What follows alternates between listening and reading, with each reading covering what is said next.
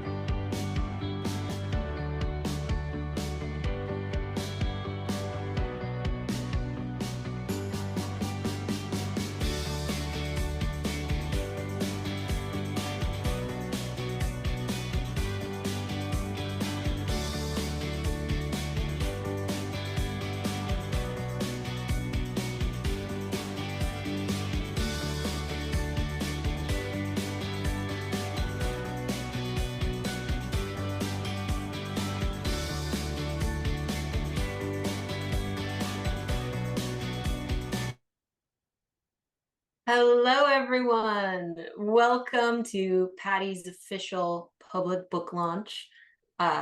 Before we get started, I'm just going to throw it over to our producer, Christopher, to talk a little bit about your Zoom experience, and then we'll get started.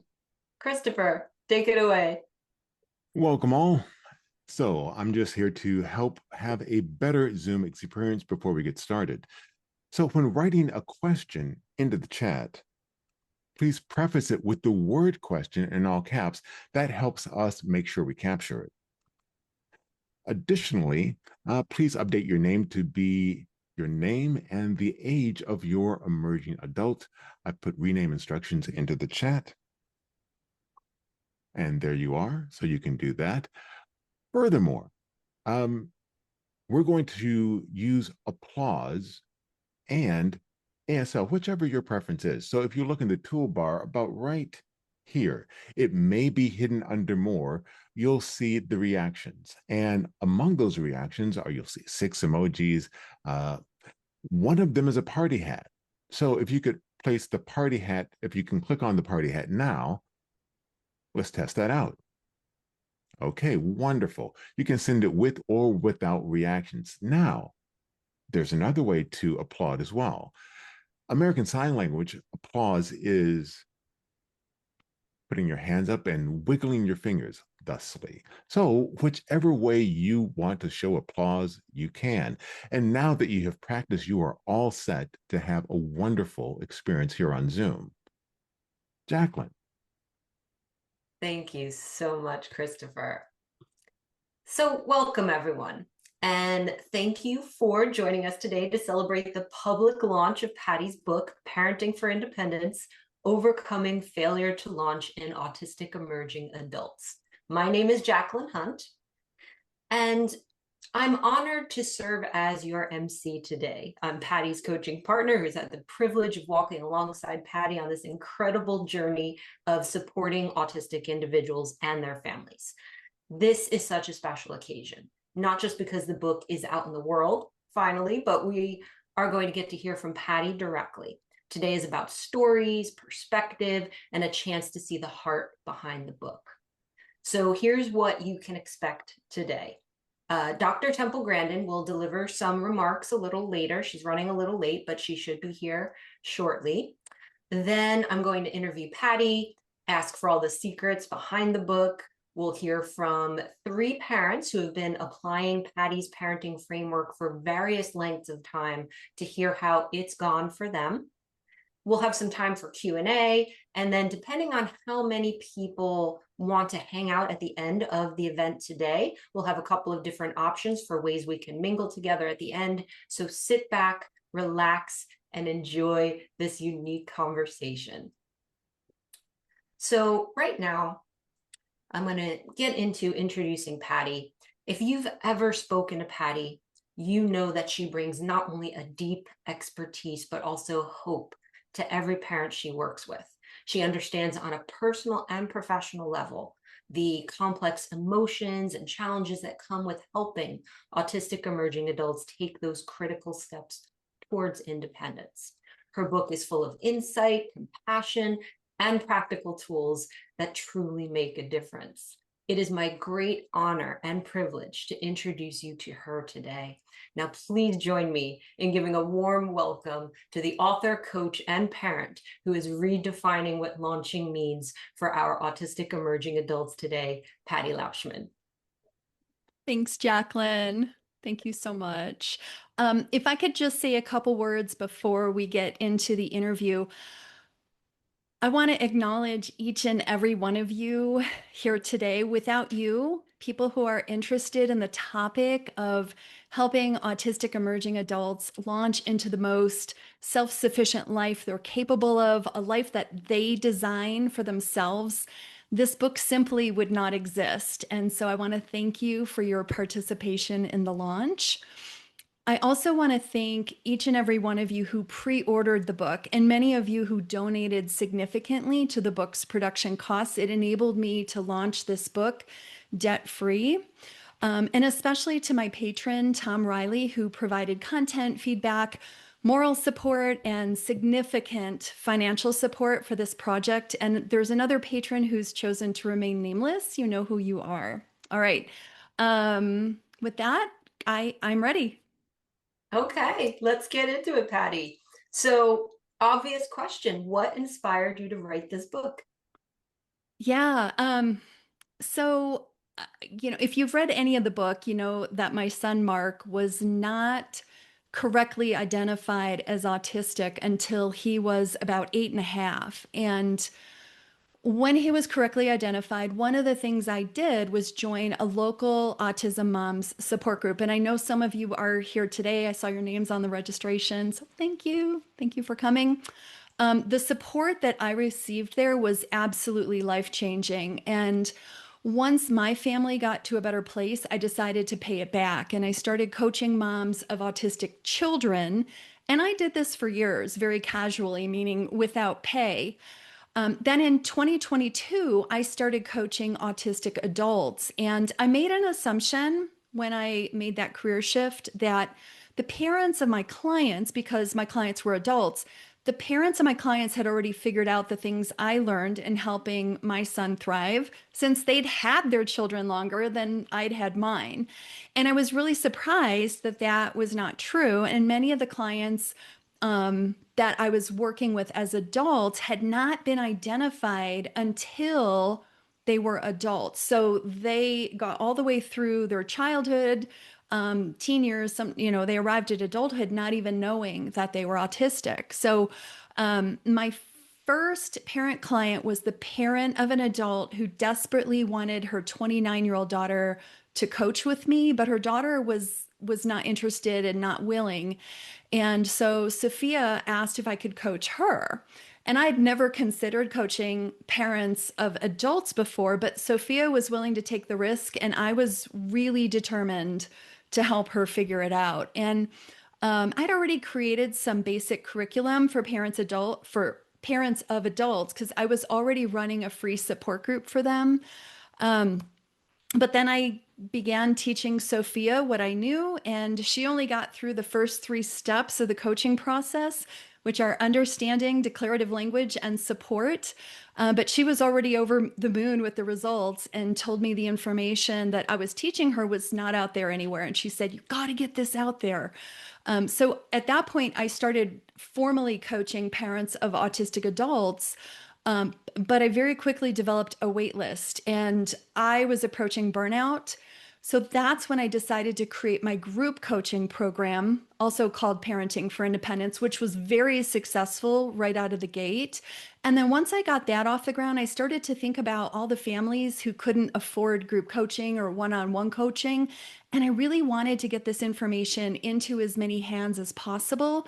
So that's the moment at which this book became the obvious next step for me. And here we are. Here we are. So who is the book for? Yeah, so I would say the book is for any parent of a neurodivergent emerging adult who's concerned about their child's self-sufficiency and how that will impact their future. I'm very clear in the book that the goal is not for their offspring's pure independence. Really, that would be very unhealthy. What we want is positive interdependence, because that's what is ideal for all humans. And really, what is important is to figure out what their goals are and then work around their goals. So that's really what I'm teaching parents. So it's for parents who are willing to change the way that they're showing up as parents, and maybe do things a little bit differently. Okay, wonderful. So how is this book different from other books that are a similar topic? Yeah, that's a really good question. Before my son was born, I was determined to be the very best parent I could be. I don't do anything halfway, if you know me. And I was a huge adherent to a very popular parenting approach that I loved for its logic. My husband and I are even visible in the audience of one of their training videos, because I was so gung-ho about it. I was like, "Oh, they're doing this training. We're going to do it in person." And the problem was it was a complete failure for my son. And I kept blaming myself, thinking, I wasn't being consistent enough. But the problem was the more consistent I got with this approach, the worse my son did. And it was absolutely confounding, because the more I implemented these like best practices, the more miserable and miserable my son got. He was definitely not improving. And once I figured out what works, which I detail in the book, what I discovered is that most traditional parenting approaches fail with neurodivergent children because they're not taking their neurodivergence into account. So, as an example, if you tell me you need to jump 10 feet high, I am literally not going to be able to do that, regardless of what rewards you offer me, how you try to incentivize me, whether you apply negative or natural consequences. I just literally cannot jump 10 feet high. So, what I describe in the book is until you understand how your child is experiencing life and the why behind the behaviors you're observing, you're more likely to have no success at best or possibly even harm your relationship at worst. So, Mark and I have had a few conversations where I have literally apologized for not knowing what I didn't know before I knew it. And fortunately, I think I've done enough right at this point that he doesn't really remember those things. But after I figured out what I was doing that was really not helpful and actually doing harm, I did feel the need to apologize for some of those things. And some of you may as well after reading my book. Oh, that is so powerful. So, Patty, what are one or two takeaways that you hope readers carry with them after reading your book? Just one or two. One or two. Okay. Brevity is not my strong suit. So I would say, as I became more and more aware of how Mark was experiencing life and all the things I had done wrong in parenting him and all the trauma he suffered outside our home as a result of others not understanding him, I experienced a lot of grief and regret. And I'm afraid that readers are going to experience the same thing as they're reading my book. And if you're reading it now or you're planning to buy it and read it, I want you to internalize something now before that happens. My first takeaway is you are not responsible for not knowing what you didn't know before you knew it. So, as Maya Angelou has said, now that you know better, you can and should do better. And that quote, that was probably my mantra for about 2 years as I was trying to recover from my own grief.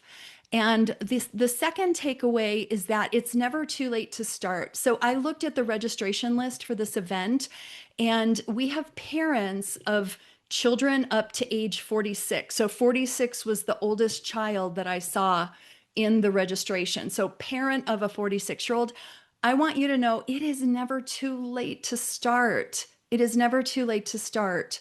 Start now. Start where you are. Use the information in my book to build and deepen the relationship you have with them wherever you are. Your relationships are some of the most meaningful aspects of life. And this book is really a guide to not just making an impact on your child's life, but this is going to positively impact your life as well.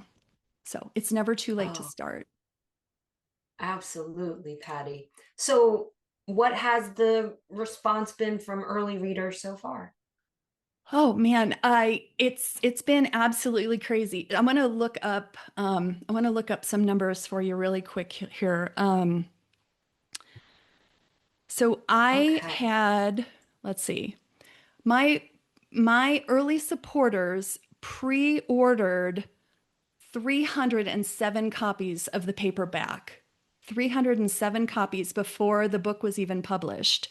And I have sold 60 audiobooks and 87 ebooks, which means I've sold 454 copies of this book, and it just officially launched yesterday. Yeah, thank you. Thank you.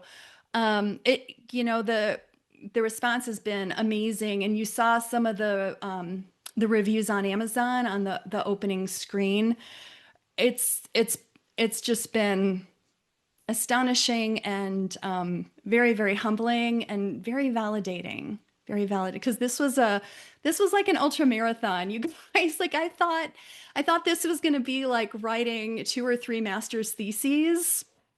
I thought, I totally got this. 2 or 3. No, this was this was like 5 or 6 months full time of my time, and more like 12 master's theses. So this was a really big big project, and I'm just so grateful for the early response.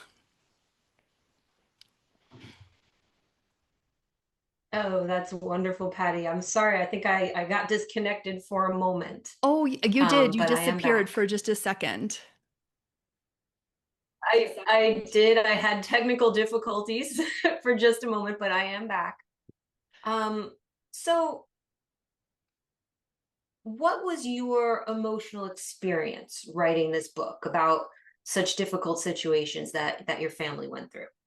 Yeah. So, I know that we are not unique in that there's a lot of trauma in our families. There's a lot of trauma that naturally happens being neurodivergent in a world that's not built for neurodivergent brains. And, you know, neurodivergent children typically have parents who are a little quirky themselves. And my family is no exception. Mark ended up with a formal PTSD diagnosis directly related to his experiences in school. And I also ended up with my own complex PTSD as a result of parenting him and dealing with schools and all the things, right? So, writing the book was kind of like journaling about those experiences in a way. And even though there's a lot of hope in the book, I feel really hopeful when I'm teaching parents about my SBN parenting framework because I know it works. And I know what their future can look like if parents apply it persistently over time. But it was a pretty emotional experience overall, especially recording the audiobook. So I was able to write and it felt like journaling, which was kind of therapeutic. But I remember this one day when my husband and I were testing the equipment in the little recording studio my husband built in our basement. And I was test reading parts of the book so he could check the levels and stuff. And like I suddenly started crying because speaking the story out loud was really different than thinking about it in my head and writing it down. And reading that part of my story just triggered me, right? One moment I'm in my basement reading the book, and then the next moment I'm like literally I'm in that situation again. And I was no longer in my basement. I was there in that moment feeling desperate and hopeless. So it's the whole thing has been a really surprisingly emotional experience. Oh, I'm sure it has been, and I'm sure that resonates with a lot of your readers. So thank you, Patty. That was wonderful. Um, what I think we should do now is I know you have a few parents here today that you've worked with, Yeah, and I think it would be very appropriate to bring them up on stage and maybe you do the interviewing. that sounds great. That sounds Excellent. great. So just so everybody knows, I've been in touch with Temple all morning. We've been on the phone. She flew home this morning from Houston. She had an event yesterday, and because the flight was on time, but because of air traffic control delays, she was delayed in getting home. So she's in transit. She called me from the airport in Denver. She's going to join us as soon as she's able. So we're going to continue running the show until she arrives, and then we'll bring Temple on stage as soon as we can. All right. So let's see here. Let's bring Carrie on stage. Christopher. All right. Hi, Carrie. Hello. Thank you so much for joining us today. My Um, pleasure. So just as an introduction, I met Carrie almost 2 years ago. So Carrie contacted me through my website for private parent coaching. And she and her husband were actually the last clients I took on one-on-one because after Carrie, I became focused on my group coaching program and then also its graduate program. So I have a group coaching program called Parenting for Independence. And then once you go through Parenting for Independence, you can graduate into the Allies program. And I only work privately now with parents who are part of one of my programs, but Carrie snuck in right before the door closed. And I worked with her and her husband for about 10 sessions. And I also want to mention Carrie was instrumental in QC checking the audiobook version of the book, and I'm so grateful for her efforts there. She listed all the places where you could hear little glitches in my narration, and I was able to fix them before the files were submitted. And she's here to tell you a little bit about her story and her 19-year-old child. So, Carrie, maybe you could first share with us from your perspective how you ended up in my sphere. Sure. If other people had this experience too, which is you have this wonderful, wonderful child who is flourishing and happy and has friends and is doing great in school and is just doing all these great things. And then about eighth grade happens. And then things just get a little bit more complex in high school. And then the social stuff and your wonderful, joyful child who is excelling at everything all of a sudden turns into a person you don't even know, you don't want to be around, and you don't understand them. So Charlie was just a top student and was at one of our local magnet arts schools and just won award after award and then just tanked. And my husband and I just didn't understand what was happening. And then just through a series of, I don't even know, I'm not even sure how it happened, but we found out that she had a level 1 autism diagnosis. And as a reading specialist, I was really surprised because, well, my child has wonderful eye contact and my child spoke early and had friends. And it was so confusing. And I just remember feeling so alone and so confused and so directionless and was really trying to reach out to find. And so, Patty, I found you because like I knew my wonderful child was in there, but our relationship had just disintegrated. We just didn't understand what she needed. I didn't know how to talk to her anymore. And so that's when we found you and everything changed. Yeah. So maybe you could tell us a little bit about how you started implementing my parenting framework and where you are now, where Charlie is now. I'm so Sure. excited about where Charlie is now. Charlie, right.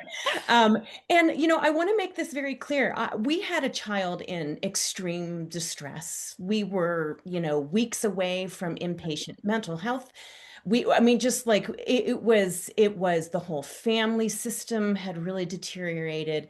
Again, but this was before we understand the autism diagnosis. So we were in a very, very difficult position. So working with Patty, I think there were two main things that really helped us. So many things, but like what really jumps out to me is understanding Charlie's profile.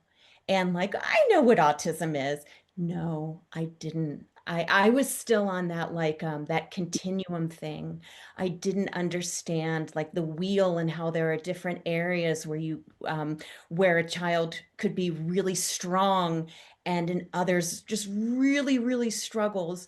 So really understanding my child's profile, and I didn't recognize the sensory things, and and most importantly, I don't think I recognized the PDA and how important that was.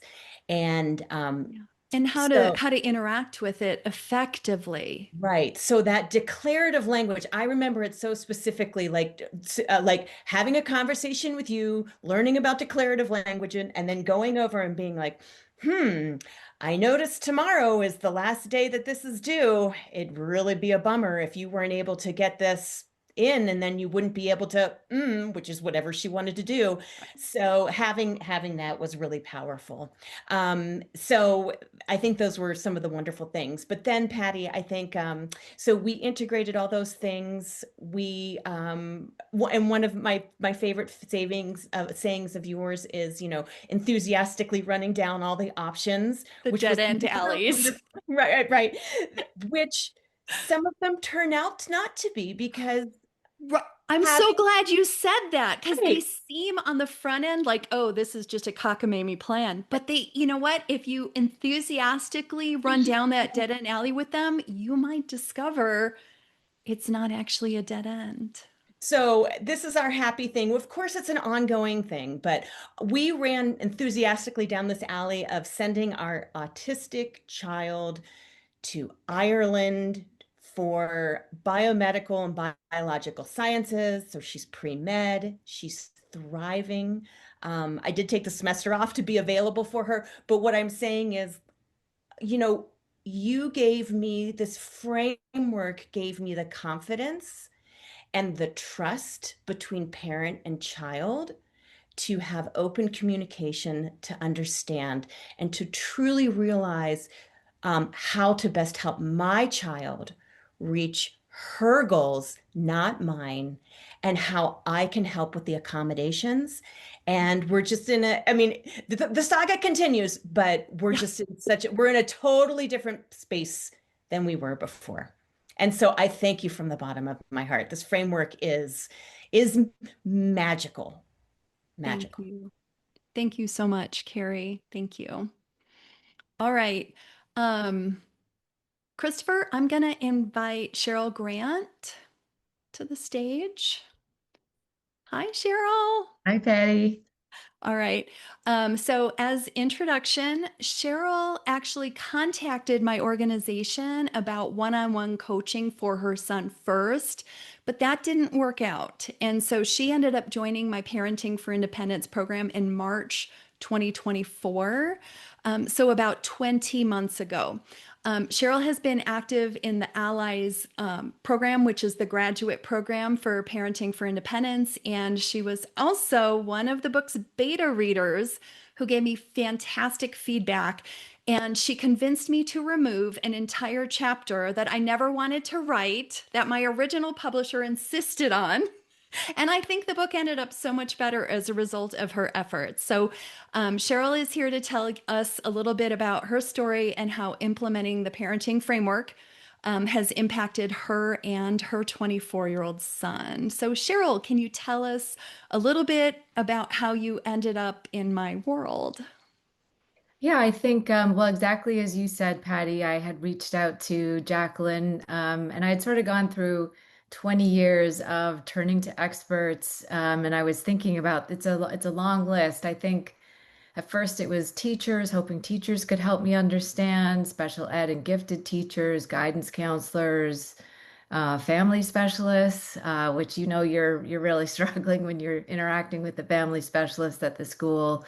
ADHD coach, skills group, multiples of psychologists, multiples of psychiatrists, multiples of occupational therapists, eye, nose, throat doctor for chronic throat clearing, physical therapist, podiatrist, nutrition. Wow, I didn't know all this. Yeah, different alternative schools situations, lots of books, including Temple's. And I remember reading Temple's book, Loving Nudges, thinking, I got it. And then where do you go from here? Like, how do you implement some of these? And I think after that, well, I was looking for coach. I was looking for a coach for my son. And as I now know, having read your book and gone through what you have been teaching parents, that was not his goal. And so when I reached out to Jacqueline, and I am absolutely positive who Jacqueline matched him with would have been fantastic.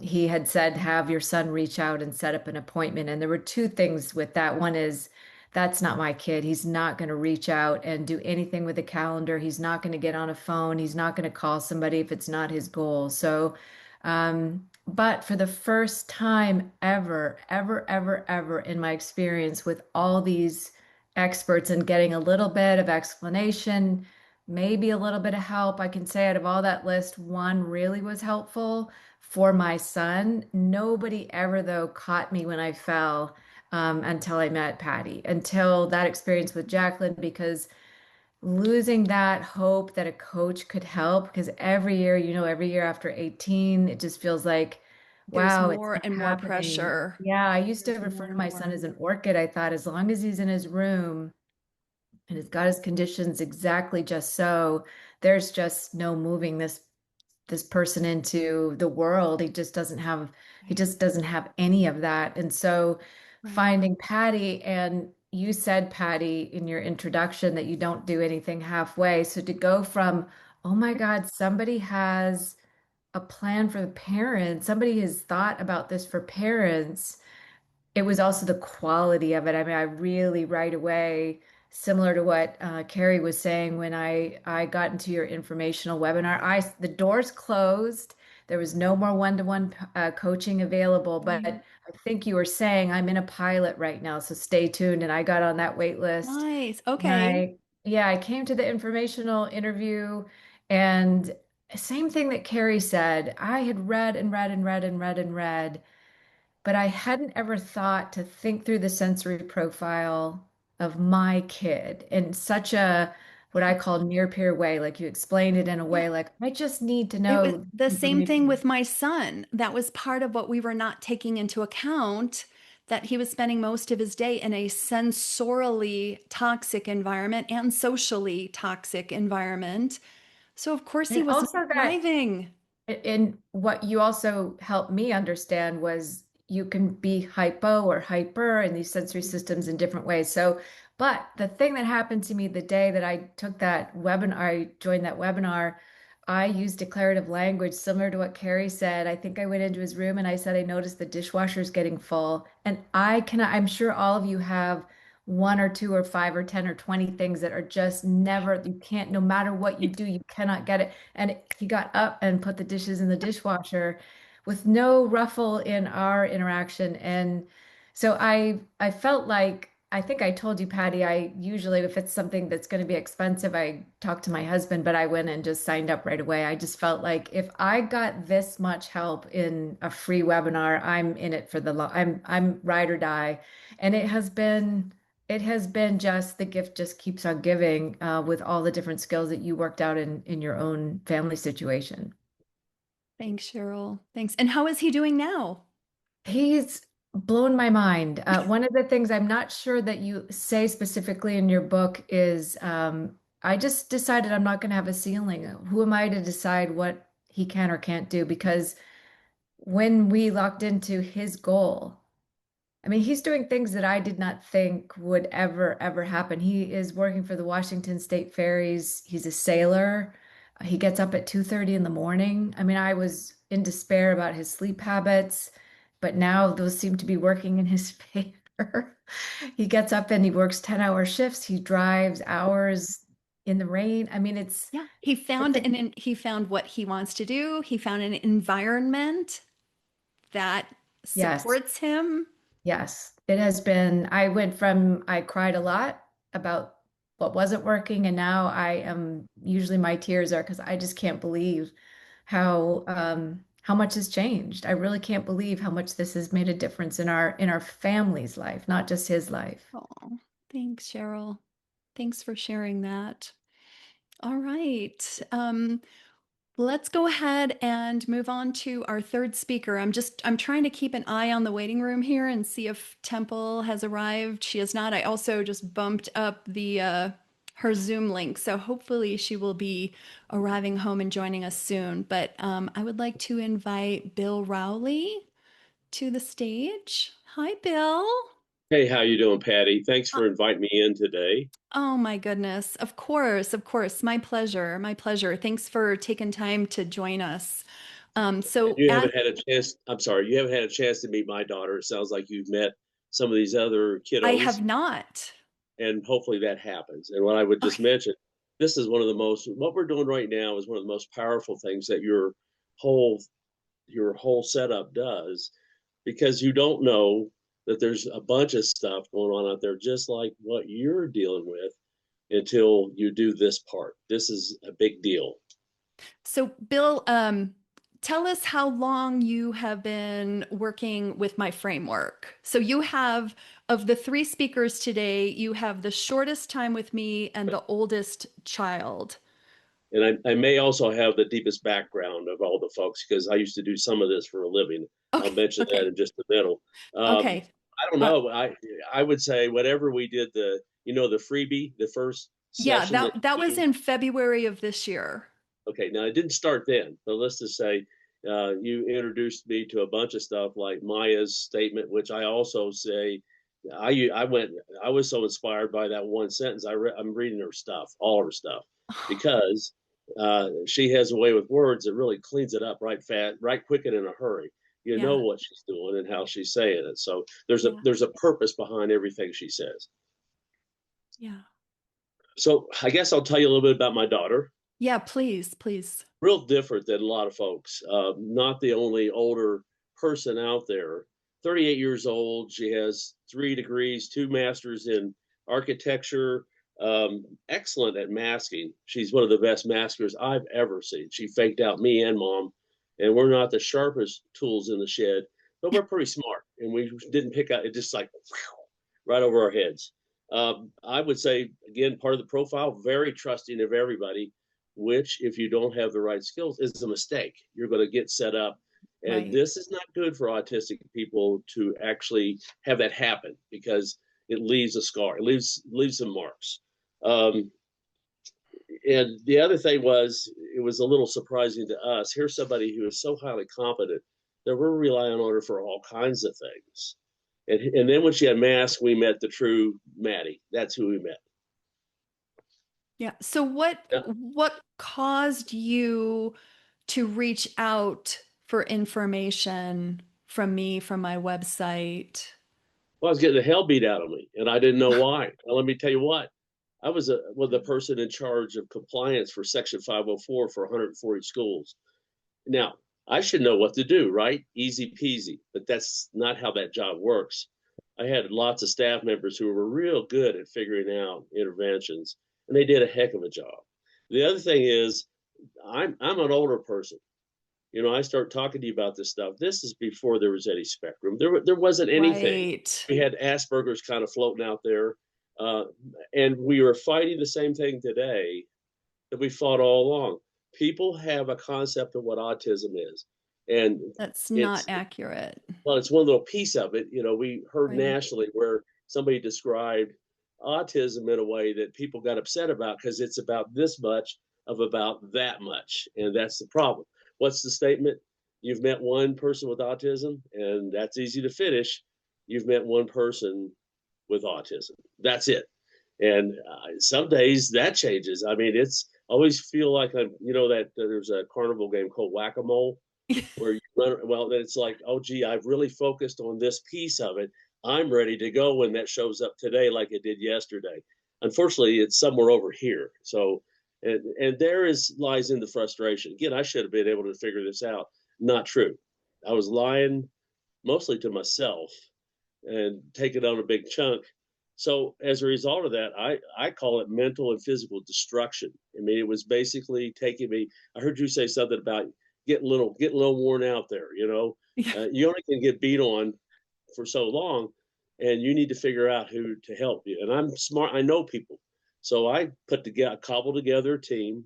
Didn't happen right away, but people who supported me first. Now that may sound messed up, like, oh, gee, no, it should be your child. No, because if you're not well, you can't possibly help her.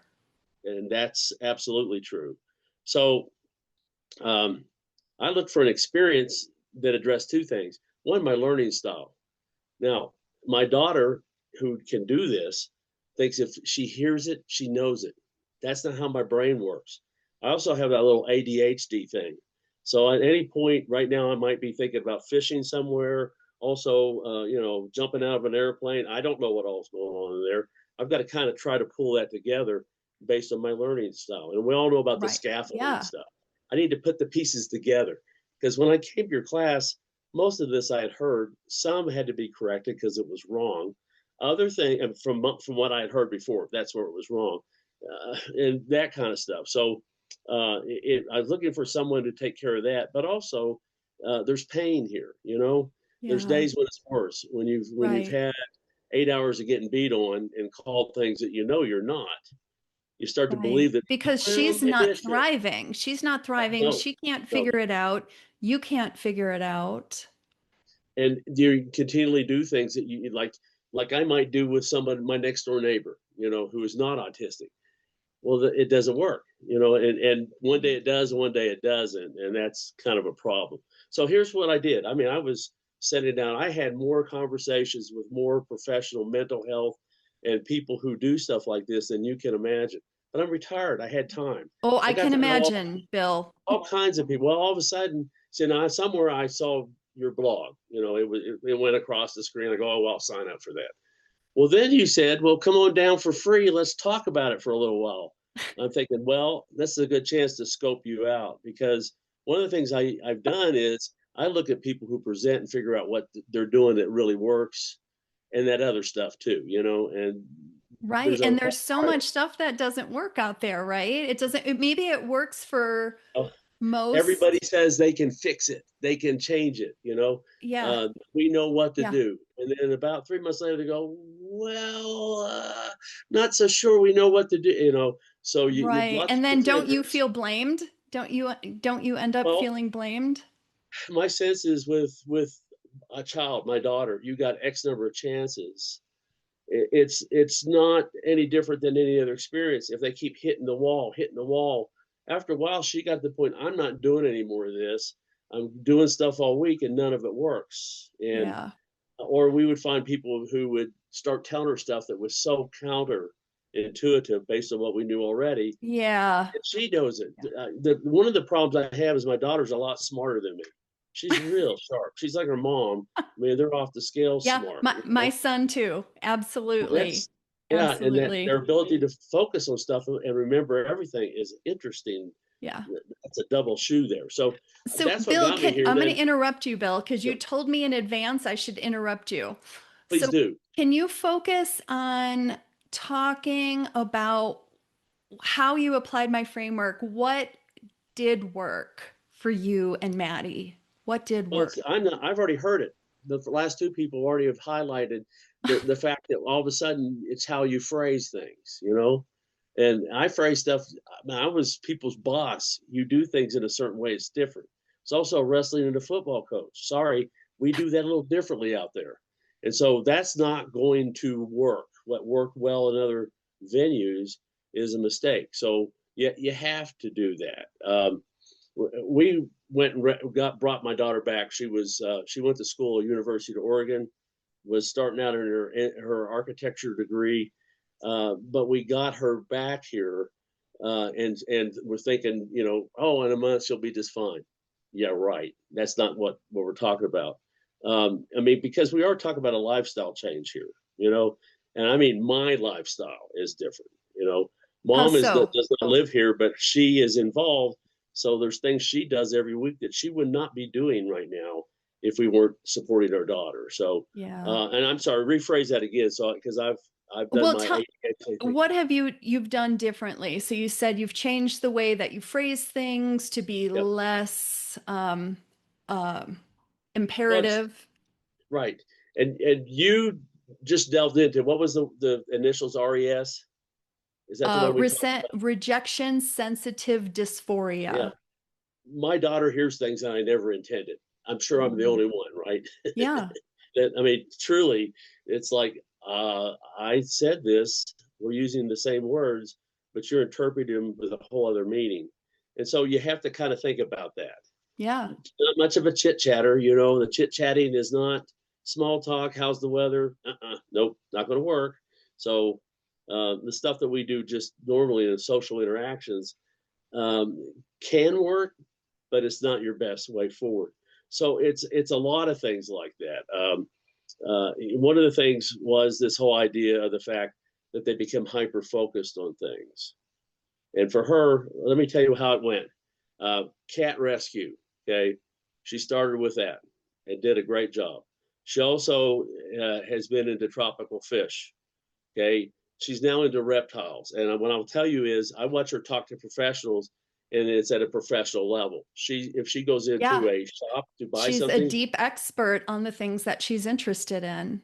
yeah, they're happy to talk to him because she's way past what normally happens. So the only problem is when she interacts with others, she brings back stuff. It's like, oh my gosh, they dissed me, or they did this, or they said something that they weren't listening to me. That's a real common one. They weren't listening to what I said. And it how do doesn't you take a lot. respond to that? Well, I would normally do is say, so what did they say? You got to be careful, because it gets flipped around where you're on their side if you justify what they did. Right. But sometimes it's like, oh my, that must suck. I mean, and honestly, it's that simple. It's more not engaging with whatever happened as much as it is trying to help her focus a little bit on it, maybe listen to it again. I think it's an area of growth that we're going to continue to work on big time.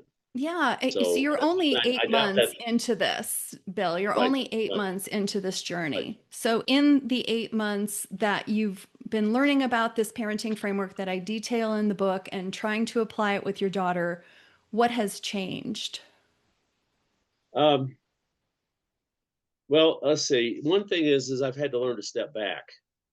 Now, Mhm. that's a hard thing to do. Yes, it I still is. remember first time she has suicidal ideation. So the first time she declared she's going to kill herself, driving across, I'm in Evergreen and she's in Erie. So that's what, 30, 40 miles. Driving across Denver at 100 miles an hour to get there to be helpful. Now, the weird thing is you show up and she goes, well, why are you here? I mean, it's like things change fast. So, but you still, I was always trained. You look at, things like, with suicidal ideation, there's things you should look at. And the fact is, you treat it like it could happen. You You really have to don't take it seriously. have Yeah. to take it serious. And I think sometimes it's become more of a way to get people's attention, because it does when people tell you that stuff. So, Yeah. uh,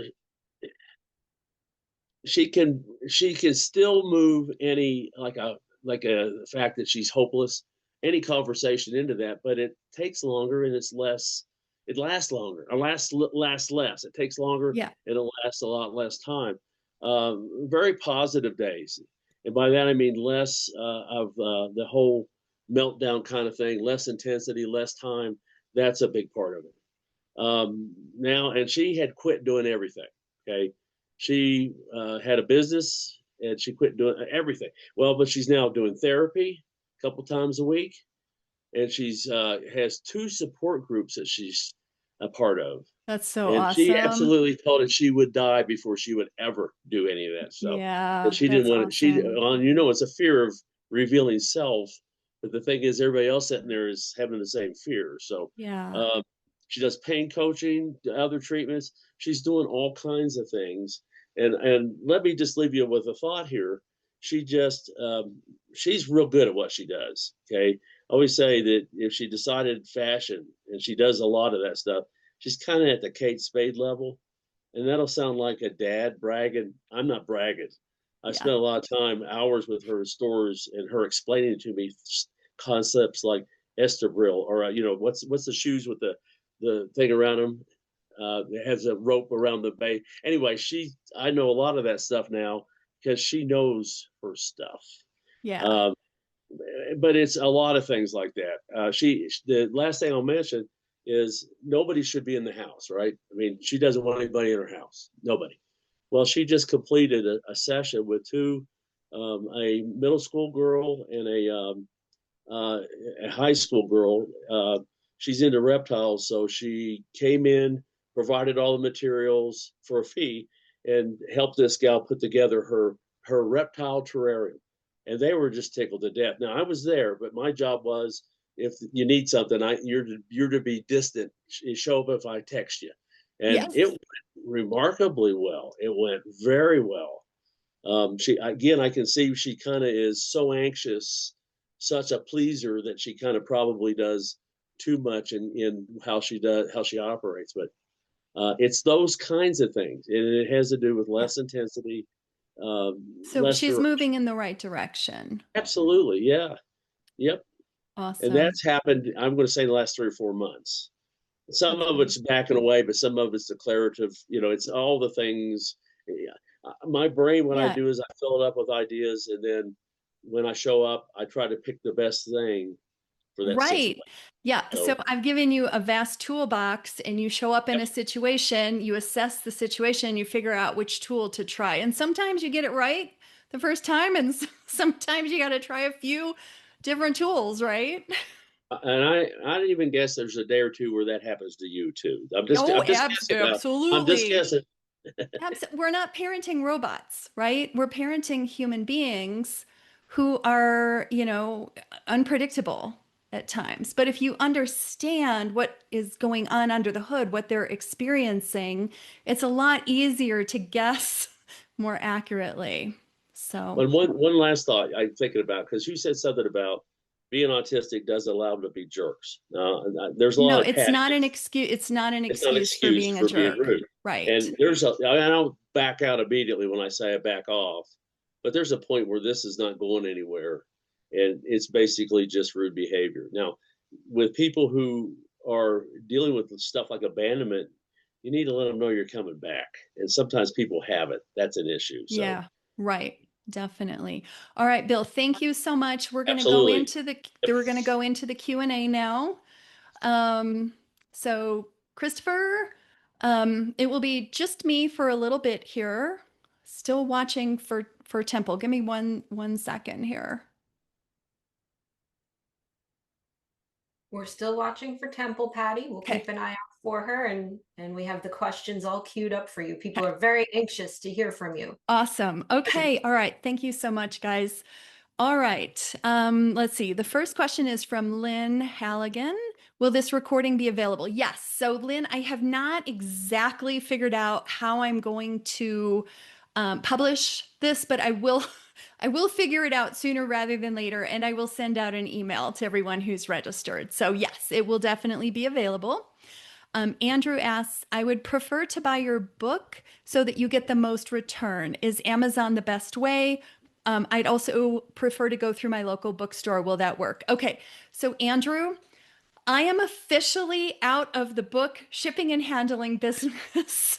I have shipped 300 and some books one at a time, and I've hand addressed a lot of those labels. So I am out of book shipping and handling. I have now turned that over to Amazon and the local bookstores. So the book can be purchased anywhere Amazon delivers books, and it can also be ordered by local bookstores. So it's listed in the Ingram catalog, is what my production house told me. All you need to do is go to your local bookstore, give them the title and my name, and they should be able to order it. Easy peasy. Also, I've made it available to libraries, so libraries can order the paperback as well. There's additional steps that go in making the ebook and audiobook available to libraries, and I have not done that yet. But that long term, that is my plan. So, yeah, just any of those options would work. All right. Leandra says, what are we defining emerging as? New to diagnosis or entering adulthood? Great question, Leandra. So, I developed this framework when my son was ages, I would say about 9 to 11. And so he wasn't even an emerging adult. He was still a child.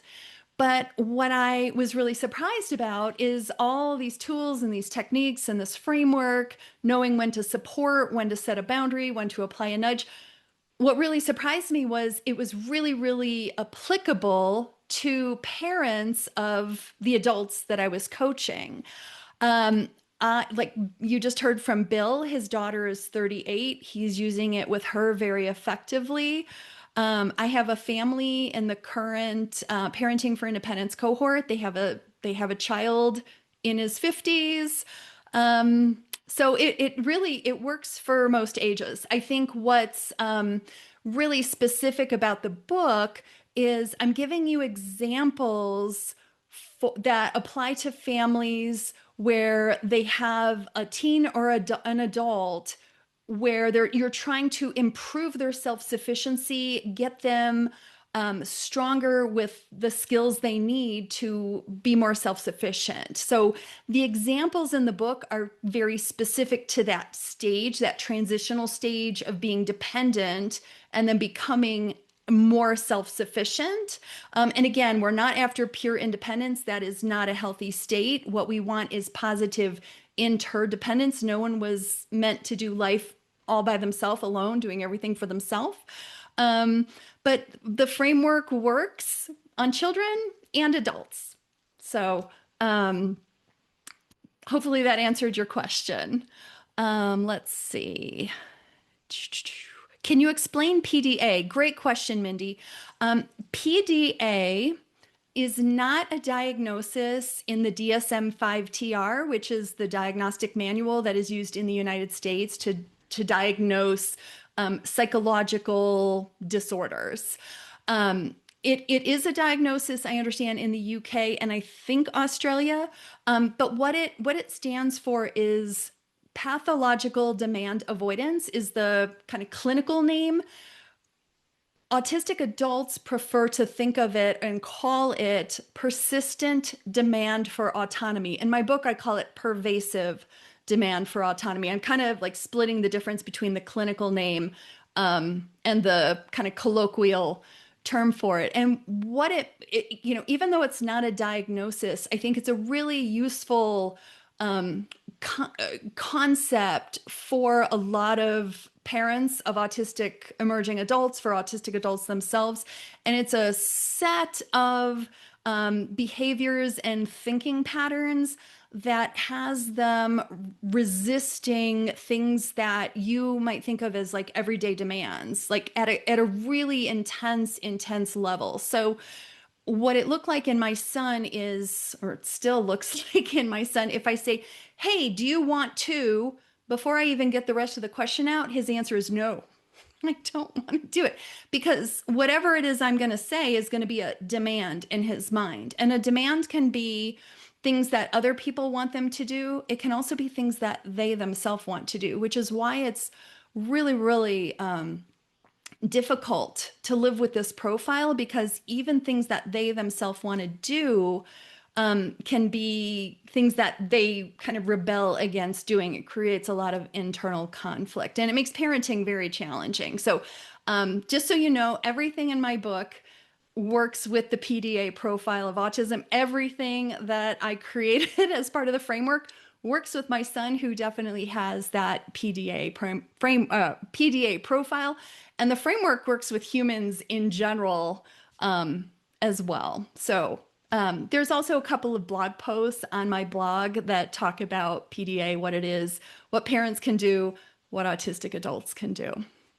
All right, Joycelyn says, what is the best approach for my daughter to accept help so she can understand we want the best for her to be happy and productive? She has PDA and executive functioning challenges.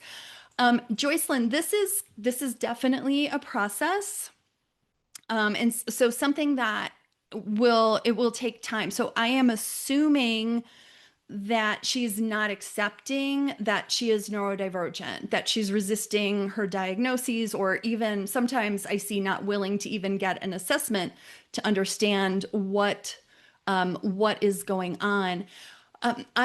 I subscribe to kind of a 3-step process. The first step is where you're pointing. So you have to try to understand their profile first, and then you start pointing out things that they do really well that are directly tied to their brain wiring. So what this looked like in my son when he was younger was, you're really good at making connections between things. That's something that most people are not very good at, but you happen to be really, really good at that. So I pointed out all the things that he's really good at as a result of his natural brain wiring. The second step is starting to kind of slip in the idea about how there are other people who have those same strengths. So you could say,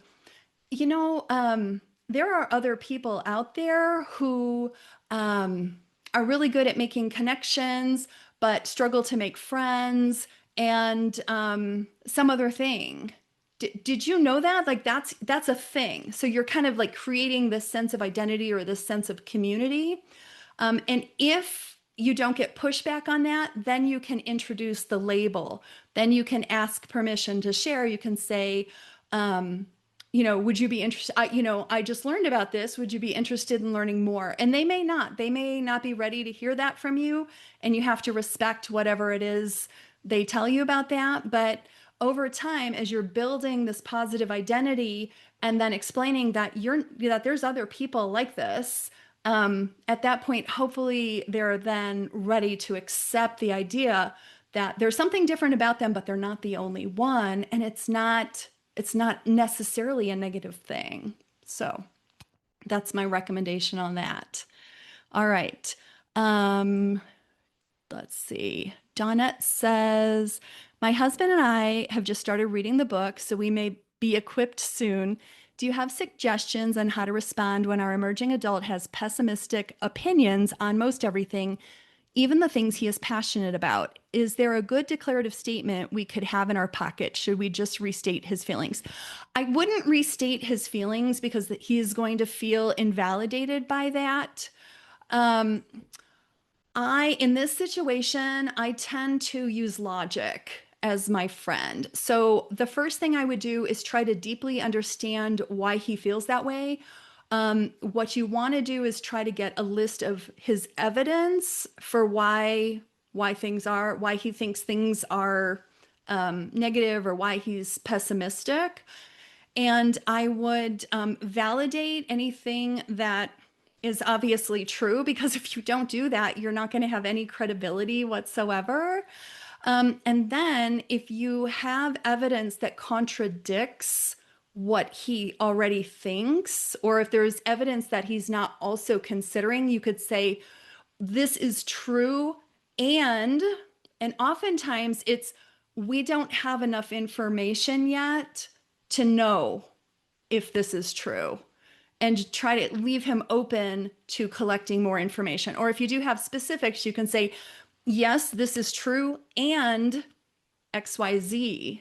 So if you're presenting it logically, you're not invalidating him. But if you're just reflecting back to him what he says, you're not moving him out of his current way of thinking. And again, like most of the things I teach, this is a process. So, all right. Let's see.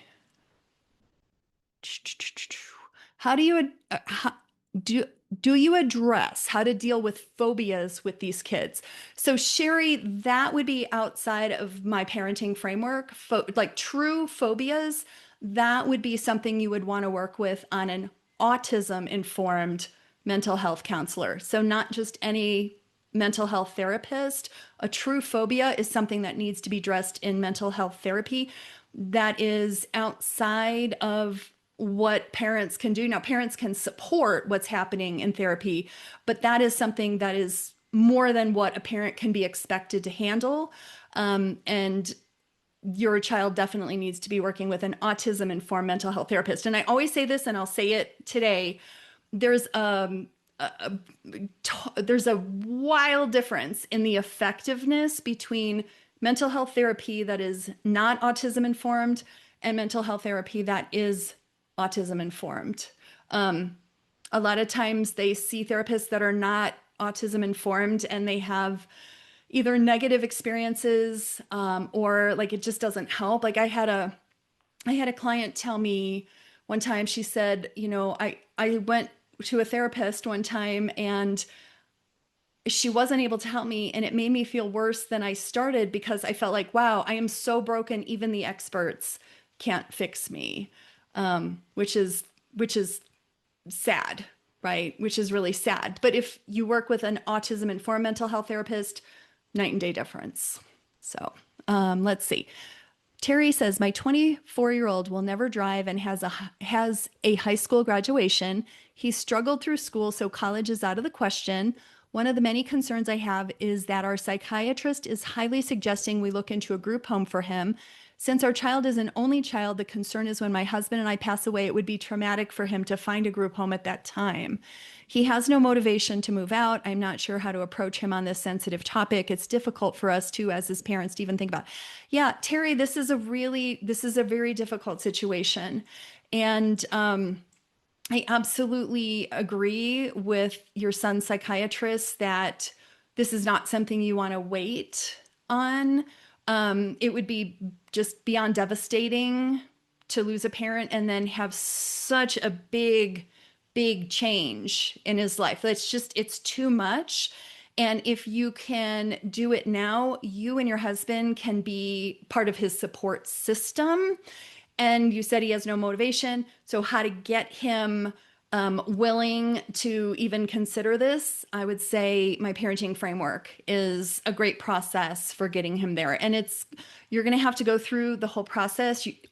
What it's going to take is boundaries and nudges to get him growing outside his comfort zone and willing to accept this possibility. But please do not skip the first couple steps, which is understanding his profile, learning declarative language, and really, really deepening that relationship so that you have that mutually respectful and trusting relationship that makes the boundaries and nudges more effective. So yeah, it's a tough situation, Terry. It's really tough. But you can do it. You can do it. Let's see. M says, a young adult is highly avoidant, isolating, and is stuck, takes college classes, doesn't work, highly intelligent, was identified as gifted in grade school, but now fails classes, diagnosed ASD level 1 at 18 years old. His mind seems to conceive things, but developmental delays get in the way. He crashes and burns and isolated more, doesn't want to hear anything about help or therapy. Please offer advice on how we can approach mentoring this young adult. So this sounds like my average client. So very, very typical. Really smart. ASD level 1 is able to mask a lot of his challenges and, did okay in school maybe early on. And then at a certain point, school's not working anymore, but is smart enough to really, really push back on any of your efforts to help him grow. My parenting framework will definitely help. So I would say read the book, start implementing the process. As far as not wanting to hear anything about help or therapy, you said diagnosed with ASD level 1. I am assuming from this question that he's not accepting his diagnosis. So the best thing you can do as you're reading my book is start understanding his profile, but then as often as possible, point out the ways that his natural brain wiring brings him strengths and point out the gifts that he has to share so that he can shift his mindset from one that is, oh, I was diagnosed with ASD level 1, I'm obviously broken, to, oh, okay, well, this is kind of tough. It's kind of tough to live this way with a brain that is different than most people's, but it has also brought me some gifts. Look at what he's really, really good at, and point those things out as often as you can to start shifting his self-concept. And I know this from experience because I did this with my son. All right, let's see. Sharon Morrison said, I need information about screen addiction for my 22-year-old daughter on the spectrum. Is this problem in your book? Shannon, this is not an uncommon problem, and unfortunately it was outside the scope of my book. If you would like some resources on this, what I recommend is contact us through our website and we will send you back the resources that we are aware of. Again, we are coaches and not mental health therapists, so this is outside of our lane, but we can point you in the right direction, hopefully, on that. All right, let's see. Please address if I should use declarative language with my 26-year-old who is just 2 classes away from getting his undergrad degree. He's an honor student in poli-sci, but for the past year, plus as a kid, he's heavily, heavily addicted to computer gaming. I divorced his neurodivergent gaming addict dad 8 years ago. After 18 years of marriage, It appears that my young adult son may be in neurodivergent burnout. He just got his first real job serving coffee, and he smiles constantly, masking heavily to cope with anxiety. Yeah, that's taken him a whole lot of energy. Yeah, clonic tonic seizures if meds are inconsistent. Okay. And I'm scared that he won't graduate. There's a lot going on here. This is too much to unpack in a Q&A, unfortunately. What I would recommend, contact us through the website, and perhaps one-on-one coaching could be part of the solution. If not, we have some other resources that we can potentially refer you to, but there's a lot going on here. Too much to unpack right now. So, all right. Tom said, considering providing my son's therapist with a copy of your book to make sure the therapy, while covering different things, that in conflict with the SBN framework. I don't understand the question. Jacqueline, if you can get some clarification, that'd be great. Mindy said, so is it possible to get them to do the basic daily living skills and then hopefully proceed to succeed in college, as he's failing but graduated high school with honors? Yeah, absolutely, Mindy. But it has to be tied to his goals. It has to be tied to his goals. So if whatever his goals are require college, and you get the other things sorted out, then absolutely he will be able to do it if it's tied to his goals and he feels that he is autonomous and he has the power, because that's where the motivation comes from. The intrinsic motivation comes from having autonomy to achieve one's goals. Yeah, but it sounds like there might be some other things. If he's failing, a lot of times I suspect burnout. And so you need to deal with the burnout before you can have a plan for starting college. But yeah, absolutely, it's absolutely possible. Mindy, it's probably burnout. I would look into autistic burnout. And once you resolve that, I think you'll find it's a lot easier to do the other things and for him to do the other things as well. And is there a way to get them to answer other than I don't know or you don't understand? Yes, Mindy, yes, there is. So a lot of times when they say I don't know, they literally don't know. They're not lying. They're not avoiding you. I mean, they might be, but most of the time, in my experience, they literally don't know. So one thing you can do in those situations is offer a menu of options. So you ask a question, he says, I don't know. You could say, well, could it be this? Or could it be this? Or could it be this? And then when they're given some options to choose from, sometimes they can choose. Sometimes they need time before they can process it and then choose, right? And then you don't understand. So you probably don't understand. So the way to get him to stop saying you don't understand is to use declarative language, ask him questions, and deeply listen.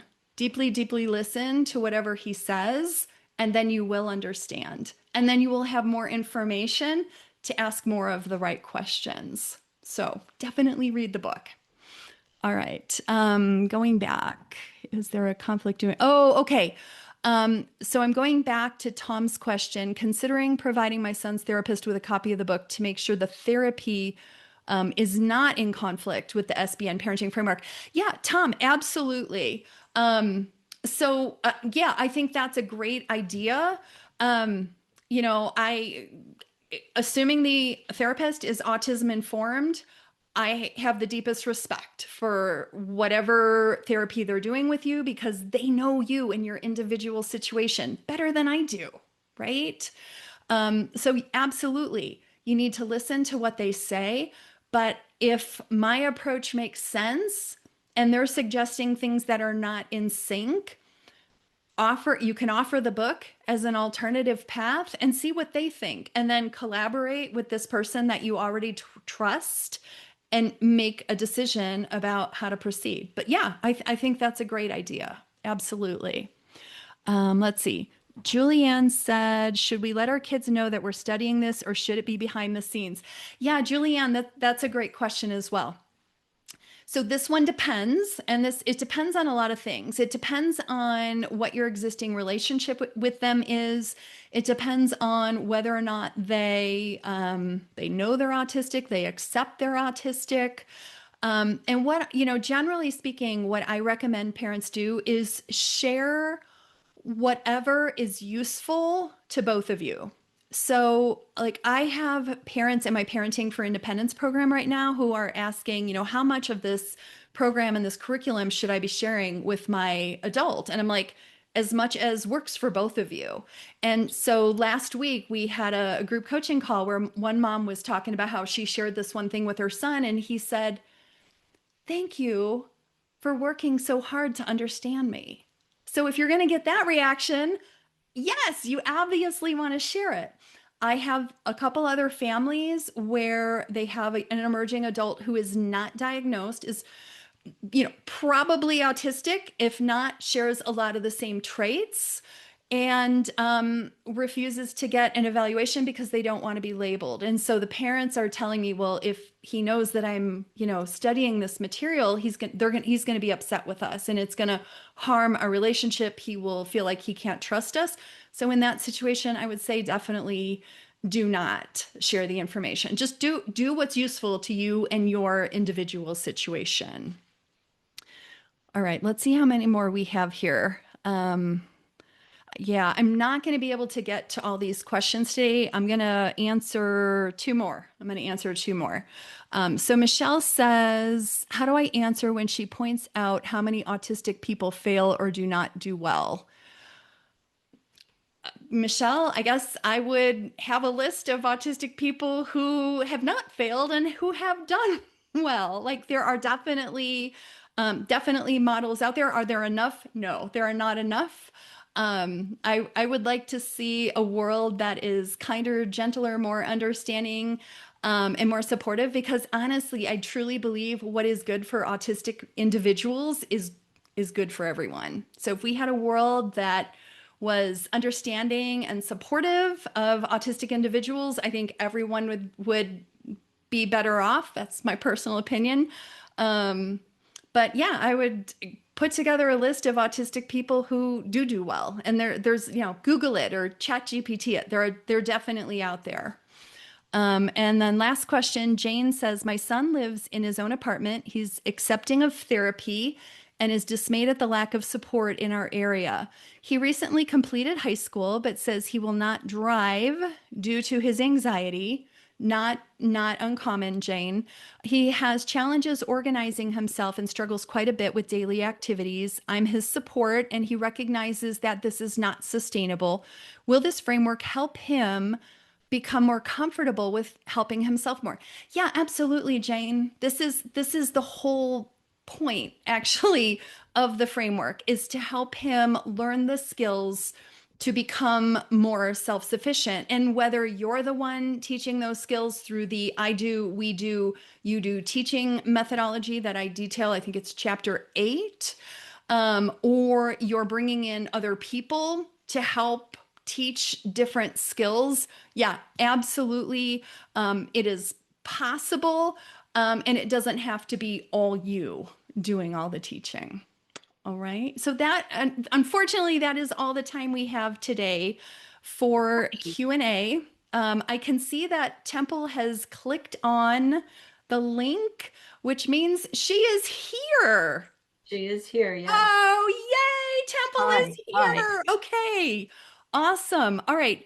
Yeah, yay. I see the hands clapping. Thank you, Temple, for joining us. Well, it's great to be here. I just they had a bit of a traffic jam out on the freeway, but I've got in. I just walked in about 30 seconds ago. Oh, Temple. Okay. Oh my goodness.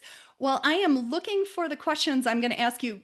Go ahead and tell everybody what it took for you to be here with us today. I can't even believe you made it. Well, I made it. The Houston airport's a total mess. They shut down half of the securities, and fortunately, I missed a 2-hour line. And then there was an accident on the freeway, and that was a further slowdown. Oh my goodness gracious. Yeah, you and I have been on the phone since this morning, basically trying to see if you're going to be able to get here or not. So thank you. I know you've had just a really stressful day of travel. I'm so grateful that you're here. We're not going to keep you long. We're not going to keep you long. I just have a few questions. So first of all, I just want to thank you for writing the foreword to my book. It's so meaningful for me because I read your book, The Loving Push, and that book it inspired a portion of my parenting framework. So it was a total game changer for me. So thank you so very much for that. And thank you for your work. You have really influenced my approach to parenting, and obviously it's working because now I'm teaching parents of adults my process. And so your work has made an impact on me, and I am trying to make an impact on others. So thank you for that. Well, that's just great.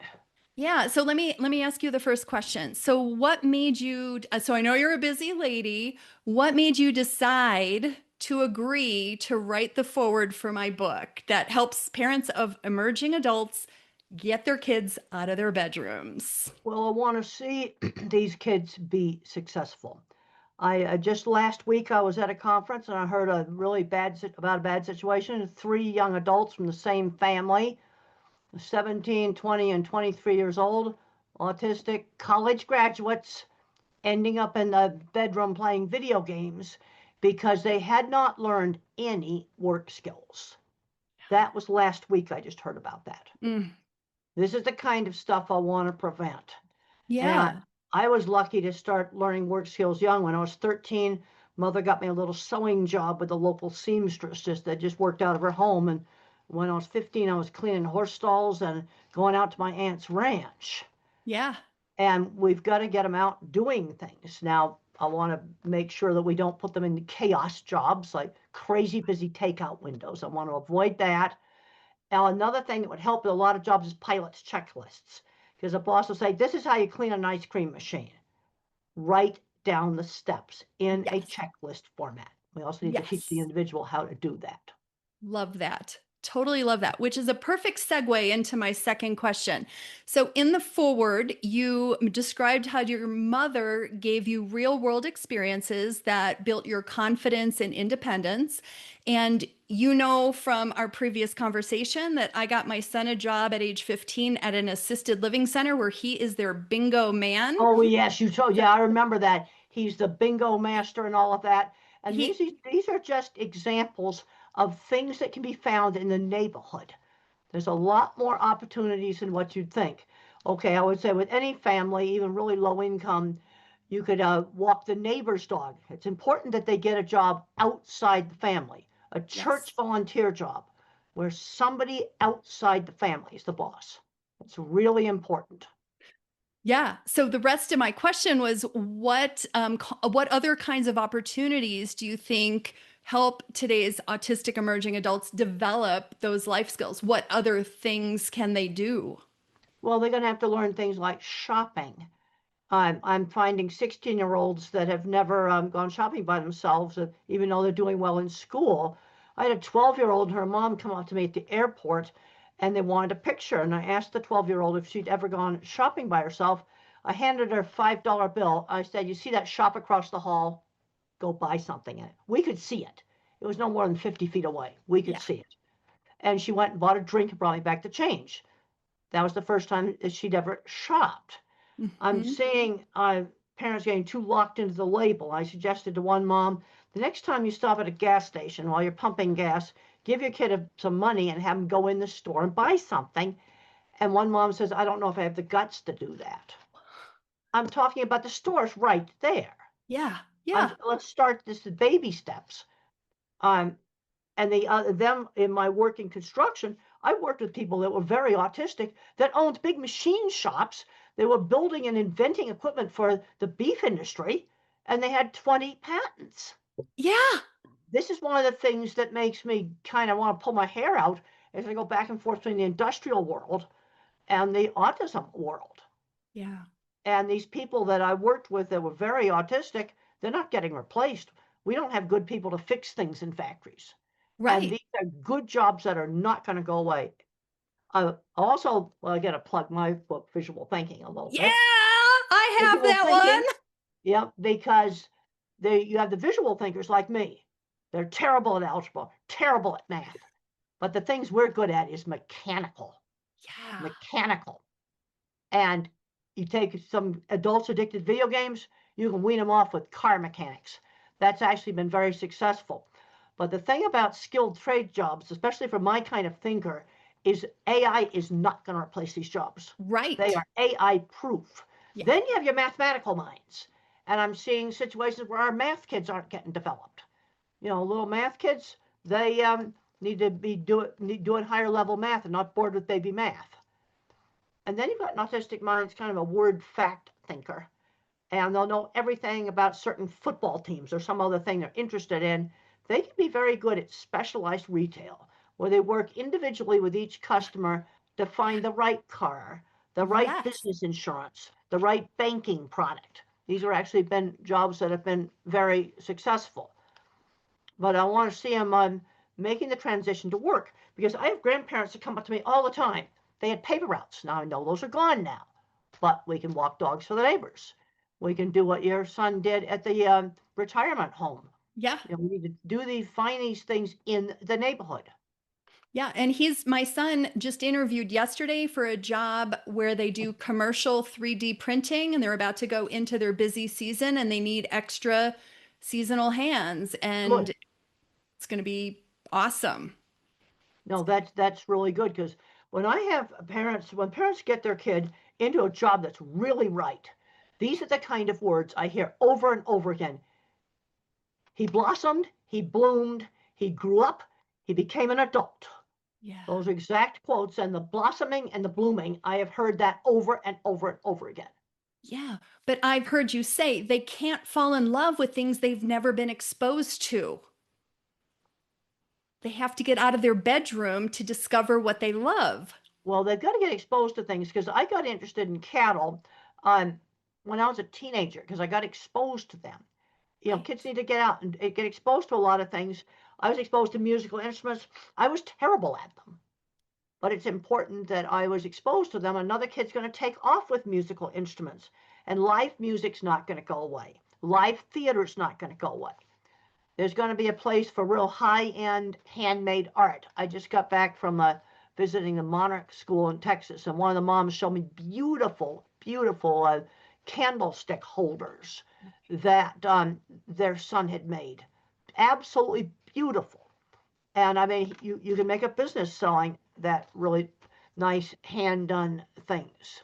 Yeah. Yeah, definitely. And yeah, self-employment is also a really good option for some autistic individuals. Not everybody, of course, but for some, it's a really good path. Well, and they have to have the right boss, because I almost lost my job with the Farmer Ranchman magazine when they changed bosses, because my articles weren't bylined. And the lady who laid out the ad, she says, the new boss doesn't like you. We're going to have to get a portfolio of your articles. And then I showed him all my articles, and he gave me a raise. What? Instead of firing you, he gave you a raise? After you see, the thing is, over half my articles had no bylines. Oh my He was gosh. judging me just on my bylined articles. And the really nice lady that did the layout. The layouts, she said, we got to make a big portfolio of all your articles. Yeah. Changing bosses can be a dangerous time. Yeah, yeah, definitely. Yeah, That's I've noticed another pattern that I've observed. And make yourself good at something. And the way I used to sell jobs is I simply showed off my work. That's how I sold jobs. But you got to sell it. Here, here's a drawing right here, one of my projects right there. Oh, that's gorgeous. That's gorgeous. I would show off my drawings. I'd sell my work. And I was the mom that had the beautiful woodworking. Some of the pictures had junk in the background that shouldn't be there. No, I said, take the time to photograph. Make it professional. Don't have bottles and junk in the background. Yeah. Yeah. That's awesome. Awesome. Awesome. All right. Unfortunately, we're running out of time. So I just have one more question for you. All right, I you. can answer. I'm okay on time. You're okay on time? Okay. Yes, I'm okay on time. Okay. All right. We have over 100 people here left. So, you know, if anyone needs to leave, I totally appreciate that you've spent this much time with us. I'm going to go ahead and keep talking to Temple. Faster. I went right out to the parking garage, and that was I don't know, they had a tow truck had to get a car on it, and that cut down the traffic. So there's nothing worse than sitting in traffic when you're trying to get somewhere. Well, I couldn't do anything about that. Okay, let's do the other question. Somebody asked about somebody in a wheelchair. So let's do your question and I'll answer about the wheelchair. Okay, no, go ahead and answer about the wheelchair, there's a lot please. of things that they can do. You know, they got to see now, is it just the bottom half? I talked to a guy who had a very unfortunate accident. He got shot in the men's room at a truck stop, not a truck stop, but a rest stop. Oh, it's like a freak thing. You know, he's paralyzed in the bottom half. He says, I'm just going back to my job in logistics because it was a desk job. You know, he was able to do that. I think we have to be looking at what people can do. What they can do and not what they can do. Yeah. We also need to fix the disability payment system. And my blind roommate years ago in the 70s said, I could give up the paycheck if I could just keep the health insurance. Right. And there's a disincentive there not to work. Yeah. Which they need to be able to keep the health insurance. Okay, what was your question?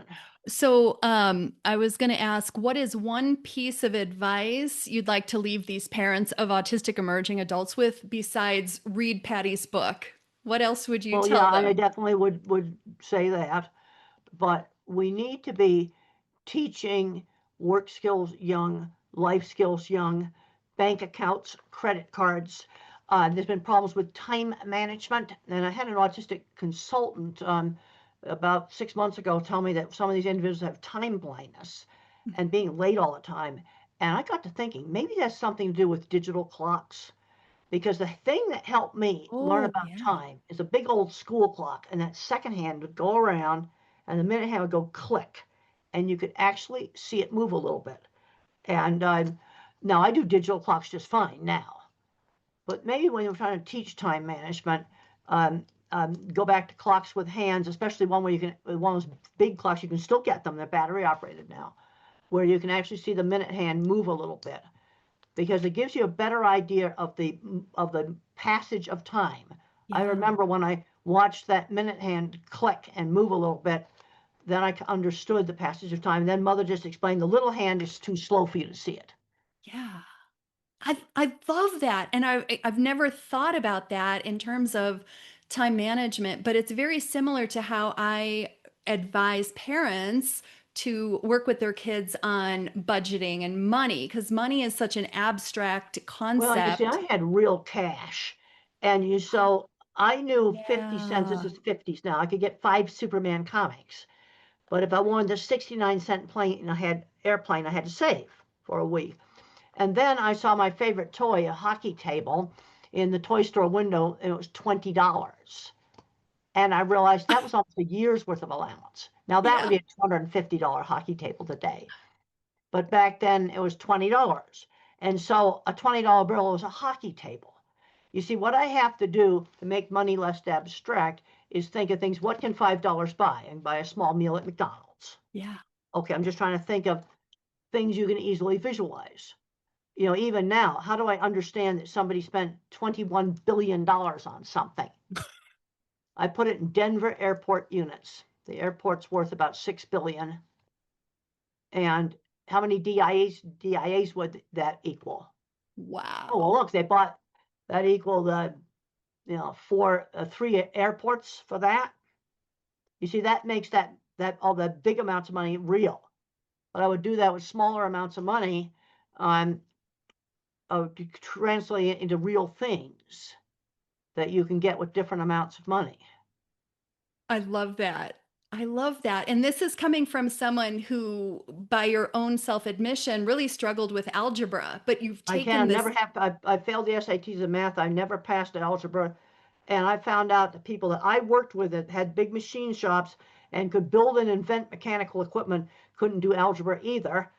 And I'm concerned that some of these math requirements are screening people out, things they should be going into. Obviously, if you're going to go chemistry or physics, yes, you need to have the algebra. Right. But let's say you're going to become a metal worker or something like that, you need arithmetic, but you don't need algebra. You need practical math like sizing hydraulic cylinders, things that you actually would do on a job. That's the kind of stuff that you need. Yeah. So you may be interested to know this. My son is a senior in high school. He's declared his major at Red Rocks Community College here in the Denver area. So he's taking 2 college classes during his senior year. And we met with the engineering advisor last week, and he told us about this really interesting program that I think you'll be interested in. You do your associate's engineering degree at the community college, but you do the last 3 years of your bachelor's in engineering hands-on. It's 3 years of hands-on work. You're paying tuition, but you're also getting paid to work hands-on as an engineer. And it's an alternative path that doesn't involve sitting in a classroom for 3 more years. That sounds really, really good. I know, I couldn't believe A lot of it. people that I worked with start out little tiny shops, and they might, like to say for Cargill, for example, they might go fix some gates. And then Cargill likes them, then they have them do a bigger project. And then they gradually do more and more complicated projects. Yeah. And then 25 years later, they're building plants. Yeah. I have seen that. See, there's 2 parts of engineering. There's the visual part and the mathematical part. Right. And the people I worked with, some of them were very autistic, could not do algebra because it's too abstract. Yeah. Now Yeah. I can understand math for something like sizing a hydraulic cylinder, pi times the radius squared, and I see the piece of equipment. Yeah. You see, that's related to the piece of equipment. Right. Yeah. It's more concrete. It's not this abstract concept. Well, this is the problem. And now looking at what's going on with AI, I've been kind of looking at horror, the massive layoffs that have been going on in some of these businesses in the corporate offices. Yeah. Yeah.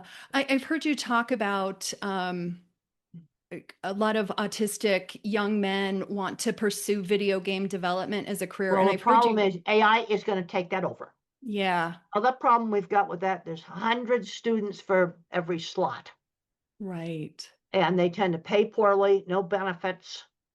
This is one of the reasons why I'm really pushing the trades, because there's a lot of like basic graphic design art, like you lay out an ad for the local bank.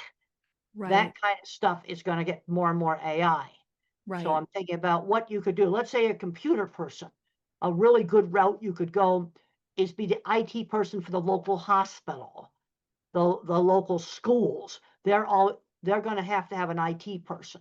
That's not going to go away. Right. That can be a good route to go. Or you're really high-end super math, and you can do linear algebra and all this stuff I can't do. Then you do that. You're getting questions again on the name of the college and the name of the program. Oh, maybe you hold could on. repeat I've them. got These are the coming up on the folder. chat. Hold on. Yeah, let's just let people Give me 1 second here. yeah, let's get Minnesota. that. I've got a It's question about Minnesota. burnout that I'd like to answer. Yeah, Minnesota State Engineering, and the program is called Iron Range Engineering. Yeah, And you get it. Yeah, yeah. Okay, the background's kind of getting funky. Yeah. Okay. Iron Range Engineering is the program, and it's through Minnesota State University. It's a partnership with Red Rocks Community College in Denver. All So right, you don't have to go to Minnesota. You stay in Colorado and do the work portion. Maybe other colleges that are doing that. Yeah, probably. Burnout. Let's talk about that. Yeah. Okay. When Well, I went through my I'll call 20s, you. I had horrible panic attacks. They worsened as I went through my 20s. And I spent a lot of time trying to find some psychological reason for this. There wasn't any. And in my old book, Thinking in Pictures, I talk about taking a low dose of antidepressant drugs. In fact, I take an ancient old tricyclic called disimpowerment, or another one I took was imipramine or tofranil. And I had horrendous colitis that wouldn't stop. It just kept going, going, and going. And I went on the low dose of the antidepressant. The colitis cleared up. And I now have a brain scan, and my fear center was like 3 times larger than normal. There's a defect in the nervous system that's turning the fear circuits on over nothing. Yeah. Because there wasn't some psychological thing. And I've been on that medication since my early 30s. I don't even know if I'd be here today if I hadn't gone on it. And even though this is old, the medical stuff is still accurate. The mistake that gets made with antidepressants is too high a dose. Starter dose or less. Starter dose or less. Yeah. I don't know how many times they've raised it, and the mom will say, oh, he did great on the low dose. We doubled it, and it was horrible. Agitation, could not sleep, up all night. But I think I'd be dead if I hadn't gone on that drug. My health would have been so bad, because I'm 78 right now, and I'm still able to walk through the airport. But I think some of this, there's problems in the nervous system where the fear circuits are ramped up. There's also research that shows that loud noises get the fear circuits all turned on in a way that's really not normal. Yeah. But I mean, I'm not that saying thinking in crazy for pictures. everybody, but I was looking at the job market today. Yeah. Animation, a lot of that's going to get eaten up by AI. You know, you used to look at the credits for the animated movies, and they had 100 people on there just making fur on an animal look real. Oh, AI is going to take that over. Yeah, just like that. Yeah. This is why I'm really, for my kind of thinker, the non-mathematicians, the ones that fail algebra, high-end skilled trades, and you'll have a job for life. For sure. All right, And Temple, then do for you our have math kids, you can go super smart math route, and then work on artificial intelligence. Or the other thing, if you just get a bachelor's in computer science, there's always going to be need for local IT specialists at local businesses. hands-on? The hospital, the Department of Motor Vehicles, the schools, they're all going to need IT people, and those jobs are not going to go away. I'm looking at the job market really carefully, and I'm a little bit horrified at the layoffs right now going on. Yeah, it's in the corporate offices. It's a really tough time. All right, I want to leave 15 minutes for kind of a little bit of social time. So what is your final piece of advice you would like to leave the audience today? Well, I want to see these kids get out and get good jobs that they love, because that's one of the things that can make life really satisfying. Also, I get friends who shared interests. And one of my favorite things to talk about is construction and building stuff. And then the other thing is animal behavior. Yeah. Those are areas where I have friends who shared interests. For another kid, it might be music. Another kid, it might be the teacher started a Star Wars club. That was one creative teacher did that, really helped an autistic kid. That's really terrific. Thank you so much. Thank you so much for joining us today, Temple. I can't tell you how much I appreciate it after everything you have been through today, traveling back to Denver. Your time and your commitment to helping kids like mine, really, I can't thank you deeply enough. I really appreciate it. And I'm glad I was able to get here. It was late, but I came in and went logged in the minute I got in the house. You know what? It all worked out. It all worked out. So thank you very much. Well, I guess I'm going to sign off now, and okay. I've got to have dinner with my students tonight. Okay. All right. And then hopefully you'll get to put your feet up for a little bit. Yeah, and I've got correspondence to answer too. Yeah. You're a busy lady. Well, thank you so much for your time. And I'll contact you about that engineering program. That's really good. And that's something that needs to be spread around. For sure. I think that's a really great thing that they're doing that. I couldn't agree more. But on the other hand, I want to make sure we don't screen people totally out of the skilled trades with too many abstract math requirements. Right. And I think that's school, and they wanted all this high-end math for a 2-year degree in factory maintenance. I'll tell you right now, and I've been in every major meat company in this country. I've been in their plants. And if you require all this algebra for a 2-year factory maintenance degree. They're not going to have anybody to fix the plants. Because you need the visual thinkers that can just see how equipment works. Yeah, that's right. That's right. Okay, well, I'll sign off so you can do your social time. And it was great to be here. I'm glad I was able to come. Thank you. Okay. Thank you so much. All I'm gonna right. sign Take off, care. and it's great to talk to you. Great to talk to you as well. Okay. All right. Christopher, I think because we still have so many people remaining, I think what we need to do is bring our parents back, and we can kind of chit chat amongst ourselves. If you want to bring Cheryl and Bill and Carrie. I'm not seeing Carrie. Oh, it looks like Carrie had to go. Jacqueline, why don't you come on as well?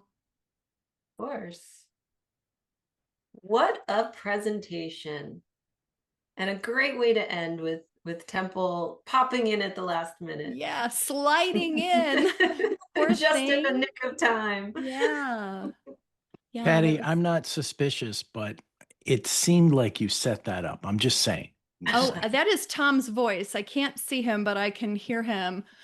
Tom, Temple was supposed to speak at the beginning. She was going to give the opening remarks, and I wasn't sure she was going to make it at all. So you didn't set up that whole scenario to create intense drama and excitement for us? No? Oh, no. Let me tell you, the intense drama was real. So my family and Jacqueline and Cheryl will tell you that drama was real, and it started this morning. We were tracking her. We were tracking her flight information. Yeah, I called her. Well, you mean like Santa Claus? Like Santa Claus on Christmas Eve? Yeah.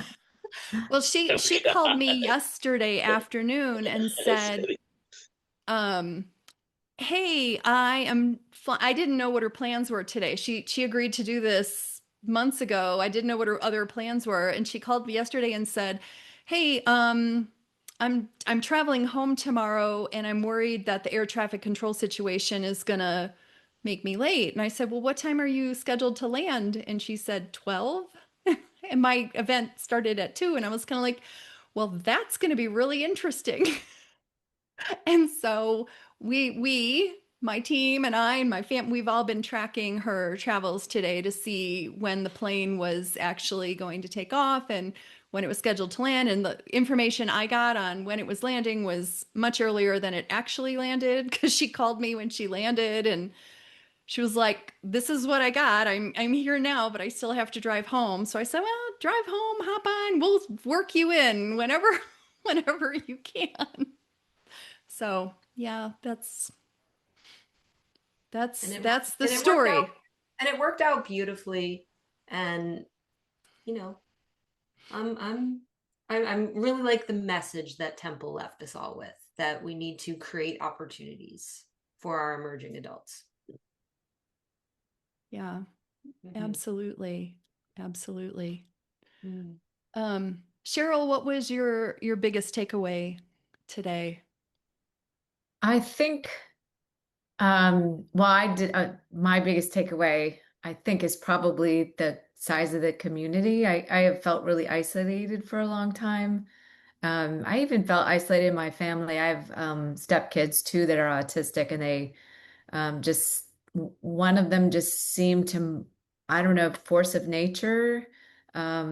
She also works with autistic kids, so she sort of found a calling. So I have felt really alone, and I think as a parent, you mean? As a parent, yeah. I mean, we have turned around everything. I feel like I'm in a different family now, because we have so many good skills that I now can teach to other people in the family. But I think the takeaway for me is kind of just stunned at the number of people who came. I think this is going to touch a lot of lives. And I feel like, it's a full circle moment for me with Temple, because her book, Loving Nudges, was one of the only ones that really resonated as hopeful. And so to have her come around and realize like she's right in our pocket. And I can see that she would probably look at it like, because she talks about her mom all the time. Yeah. I just thought, lucky for you, Temple, the time you grew up in. And I know we do have like online things to work through, but yeah, I think it's the community. This is the least alone I have felt in my journey for sure. Aw, that's awesome. That's awesome. And I'll just kind of piggyback on that. When my son was finally correctly identified at age 8.5, I that is probably the most alone I had ever felt. I am so fortunate that both sides of my family were totally supportive. I never felt judged by my family, my husband's family.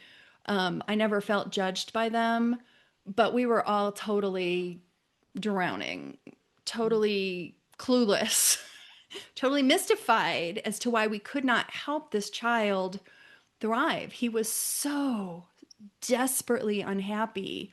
And when he was finally correctly identified, like I said at the very beginning, we're coming kind of full circle now. I joined that parent support group, and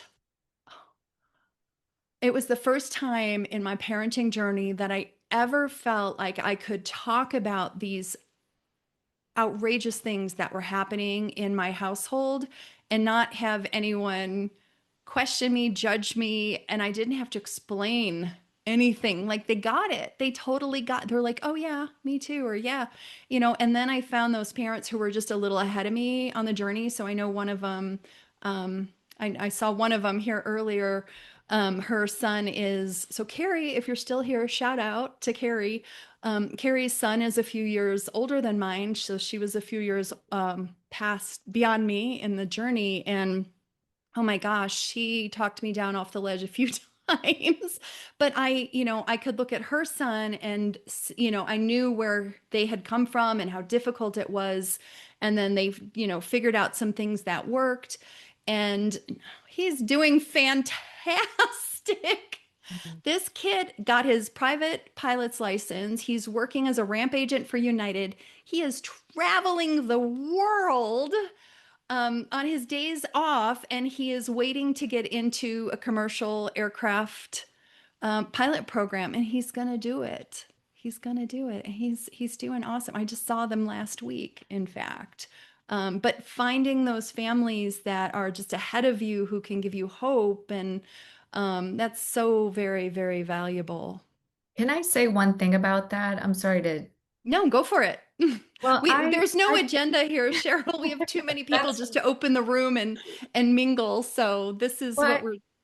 I want to say to parents, we are telling success stories, and I just want to say that there was a time in one of the group calls when I think I said, "What if you're your child's only social contact?" And you said, and I may have misinterpreted. I don't think I've ever gotten that question before. And I thought, oh, here I am again. I am the one parent who's got the most stuck child. You did. Yeah. Just every cohort, I figure out who has the most stuck child. That was yours. Yeah. So I guess I just want to give parents hope, and it has not been easy, and it has not been smooth, and has not always been just straightforward. We get stuck, and I have to go back. I really loved being invited to review the book because it helped me I kind of landed. I felt like one of those birds that the feathers are all over the place. And so I never felt like I locked in, like I really got to learn all of this right away. But it did take the full 20 years. Or 20 years. It did take 20 and then 20 months. But for parents who feel like you're not hearing your kid represented in this conversation, I just feel like there's going to be at least one skill or one tool that is going to make a small positive difference, and just keep building on that. Just keep focusing on that. Yeah. And I think my framework is general enough that you can figure out how to apply it to most situations. I've had parents ask if my child has very high support needs, if this framework is applicable. I'm going to be totally honest and say, I'm not sure. But please, try it and then let me know. Let me know how it works. There's one other thing that I did a lot as a parent that I think will be helpful to know is that I walked down the hallway to his room so many times and got to the door with my hand on the knob and thought I need to turn around and really think about what's going to happen when I walk in there. Do I need to ask permission? Do I need to use declarative language? Do I need to be curious? I really feel like you have to take your parenting a little bit down to the studs. And so I had this whole thing where I just found myself at the door so often thinking, I'm coming in here with old energy. And it's also an experimental process. Like Yeah. there isn't one formula. So I was working with a family in the current Parenting for Independence cohort. And last week she asked this was over the past week. Today's Sunday. Like I'm trying to, is it this week, last week? Where are we? Where am I? She said, I'm planning to do this unless you suggest this. And I'm like, it's all an experiment. Try what you think is right. And if it's not, then you're going to try something else. It's not unrecoverable. Everything is fixable, as Jacqueline, I've heard Jacqueline say, everything is fixable. Try something. If it doesn't work, try something else. Well, that's one of the skills. The worthy experiment has actually been a phenomenal skill for us. Like, would you be willing to try this worthy experiment? I don't know what the magic is about the phrasing of that, but would you be willing to? And I did have to build up some trust that I'd become a less demanding kind of presence. I don't think I'm a demanding person, but of course, if you have demand avoidance. Well, and if you have anxiety that your child is not progressing in life and you're worried about what's going to happen to them, they're picking up on that. And that's a demand all by itself. Yeah. Right. Yeah. But that worthy experiment is something that I came up with experimentally to short circuit my son's PDA. Yeah. So if I invite him to do an experiment, would this be a worthy experiment? He's in control of whether he does it or not. And it's also not forever. It's just an experiment. We're going to try this thing and then we'll decide if we're doing it again. That is what it triggers, I think, for him. Yeah. Bill, what was your biggest takeaway today? Well, a couple things. I'll do this real quick. First, the questions seem so similar because I've asked those same questions at one time or another. Yeah. Now, and I want to go These back are our people. Bill. These are I want to go back to is something you said very early on. I can't remember which session, but you said you've been bouncing off doors and just having a hard time for 10 years. And one of the points that you made is the benefit of joining this whole system is that you've already been there, done that. That doesn't mean everything's going to work, but I mean, I'm looking at comments from people who are saying, I go to the school and I get treated this way or that way. We know that doctors will look at you that are not familiar with this and look at you like you're out of your mind. And I have, there's a gal we work with in the medical side that calls it medical malpractice because what they're doing is they're doing the opposite. Do no harm. Well, they're doing a whole lot of harm. So I think that the real value is, I understand it's efficiency of time. You've already had a chance to get into some of these things. They've not been beneficial.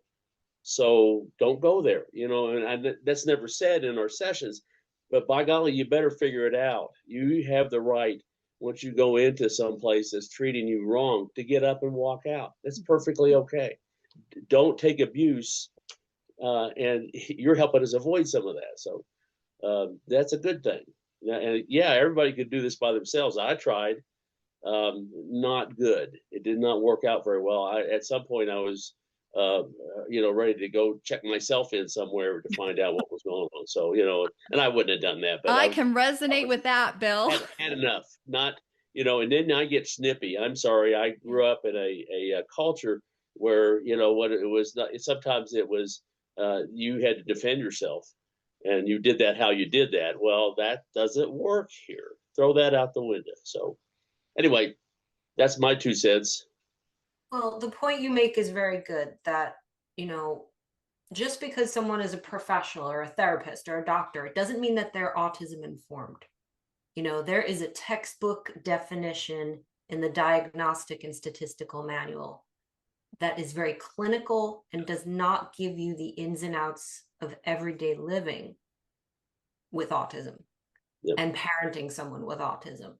And so it is imperative to seek out autism-informed and autism-affirming practitioners when you're seeking out support. Not everybody knows that that even exists. Right. You know, and so we're letting you know that does exist, and there's ways to find that, and we can help guide you in the right direction.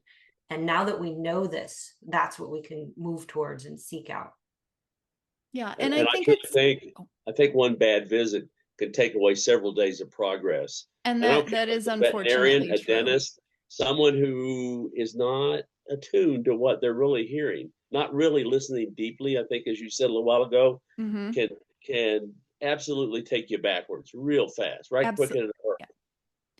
Absolutely. Absolutely. All right, guys, we have gone more than 2 hours, so I am going to call it. I'm astonished by how many of you are still here after 2 hours. This was only scheduled for an hour and a half. We went a little bit over. But thank you for taking 2 hours out of your weekend to hang out with me and celebrate the launch of this book, this ultra marathon I've been on for 18 months. Actually, it's been more like 10, 11 years in the making. But thank you so much for being here. Please buy the book if you haven't already. Please join me in the next Parenting for Independence cohort. I saw the waitlist link was dropped in the chat, so get on the waitlist. That'll give you early access to everything that happens related to that. In the early, I emailed the waitlist early. We have one-on-one coaching for you. If you can't wait until the next cohort, we have coaches on our coaching team who are certified in my parenting framework that you can work with one-on-one. We also have coaching, obviously, for your adult. Until the next time we meet, I will bid you all adieu. Thank you so much, everybody.